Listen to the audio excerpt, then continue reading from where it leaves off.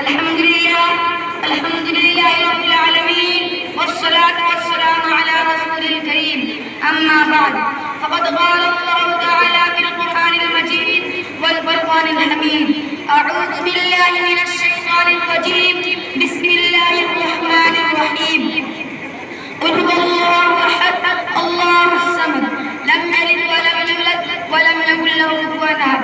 میں نے ابھی آپ کے سامنے ایک نئی سورہ تلاوت کر دی ہے. اس کا ترجمہ یہ ہے: اے نبی کہہ دو کہ اللہ ایک ہے، اللہ بے نیاز ہے، وہ نہ کسی کا باپ اور نہ کسی کا بیٹا ہے اور کوئی اس کا ہمسر نہیں. کیا یہ حقیقت نہیں ہے کہ جب ہم تارے بھرے آسمان، چوڑی چلی زمین، عطا سمندر، اونچے پہاڑ، بہتے دریا دیکھتے ہیں تو بے سخت یہ خیال آتا ہے کہ ان کا بھی کوئی خالق ہے، کوئی ہے جس نے دوسرے کی تخلیق کی ہے.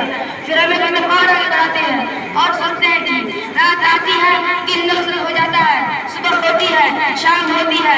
کائنات کا نظام بننے کے اصولوں کے مطابق چل رہا ہے، کہیں سے کوئی خرابی نہیں. شمس وقت اپنے وقت پر نکلتے ہیں اور اپنے وقت پر ڈوبتے ہیں. تو بھی بے سخت یہ کہنا پڑتا ہے کہ اس عظیم کائنات کا کوئی حاکم ہے جس کسی کی تعاون کی ہمیں ضرورت نہیں، جو سارے جہاں سے بے نیاز ہے، کسی کا احسان مند نہیں. وہ جو چاہے کر سکتا ہے، اسے روکنے والا کیوں نہ کہ اگر اسے کوئی روکنے والا ہوتا تو اس دنیا کا نظام اچھے ڈھنگ سے نہ چلتا.